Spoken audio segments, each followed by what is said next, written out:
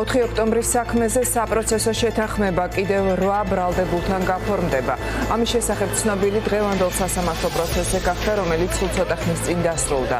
15 პირიანი ჯგუფიდან საპროცესო შეთანხმება გაუფორმდება 8 ბრალდებულს: ევა შანშიაშვილს, ალექსანდრე გოგოლაძეს, გოჩა ყატაშვილს, სულხან აბრალავას, რამაზ ჯორბენაძეს, ჯანდრი თირქიას, გენადი კელიხაშვილს, დათო ღურცკაიას.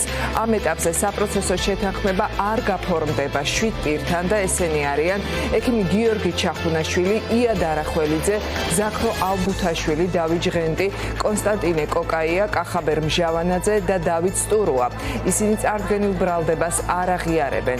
როდის დატოვებენ ბრალდებულების საპატიმროს, რას ამბობენ მათი ადვოკატები?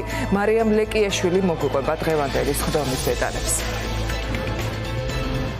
4 ოქტომბრის სისხლის სამართლის საქმეზე კიდევ 8 ბრალდებულს გაუფორმდება საპროცესო შეთანხმება. დღევანდელ სასამართლო პროცესზე 15 პირიან ჯგუფში 8 ბრალდებული დათანხმდა პროკურატურასთან საპროცესო შეთანხმების გაფორმებას. ეს ადამიანები არიან ალექსანდრე გოგოლაძე, გოჩა ყატაშვილი, სულხან აბრალავა, რამაზ ჯორბენაძე, ჯანრი თირქია, გენადი კელიხაშვილი, დავით ღურცკაია და ევა შაშიაშვილი. საპროცესო შეთანხმების პირობები სახელმწიფო ბრალდების მხრიდან კი არის შემდეგი: ამ ადამიანებმა უნდა აღიარონ ბრალი და შემდეგ 3 წლიანი პირობითი სასჯელით ისინი გათავისუფლდებიან სასამართლო დარბაზიდან. 15 პირიან ჯგუფში 7 ბრალდებულმა უარი თქვა საპროცესო შეთანხმების გაფორმებაზე. ეს ადამიანები არიან დავით სტურუა, დავით ჟღენტი, ზაქრო ალთუნაშვილი, კახაბერ მჟავანაძე, გიორგი ჩახუნაშვილი, ია დარახველიძე და ალექსანდრე კოკაია. ამ ადამიანებმა განაცხადეს, რომ მათ არ აქვთ სამართლიანი სასამართლოს გადაწყვეტილების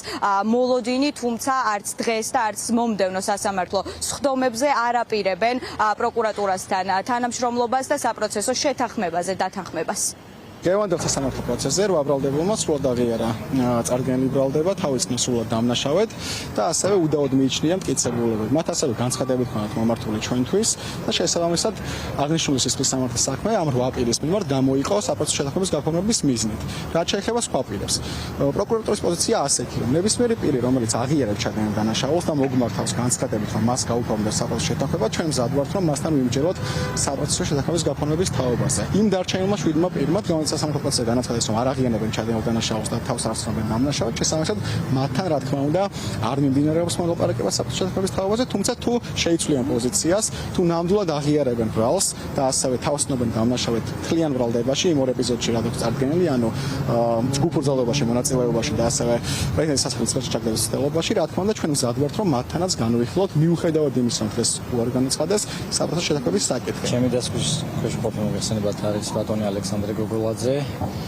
მან მიიღო გადაწყვეტილება და შეუთანხმდა ბრალდების მხარეს საპროცესო შეთანხმების გაფორმების თაობაზე.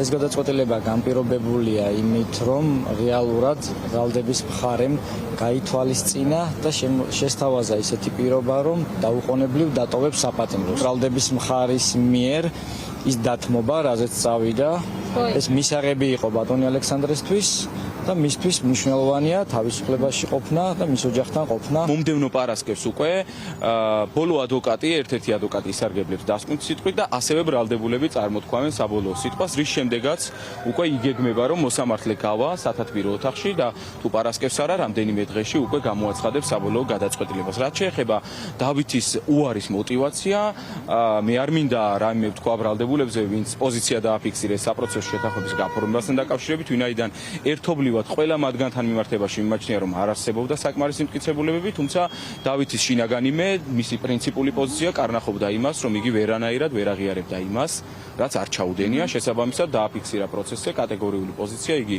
უარს აცხადებდა აღიარებას და იგი უარს აცხადებს საპროცესო შეთანხმების გაფორმებას. ბრალდებულებსაც კი არა აქვთ სამართლიანი სასამართლოს სამართლიანი გადაწყვეტილების მოლოდინი. ამის გათვალისწინების მიუხედავად მათ აირჩიეს კონკრეტული გზა, აირჩიეს ბრძოლის გზა და შესაბამისად არ აღიარეს ბრალად წარდგენილი მოქმედება.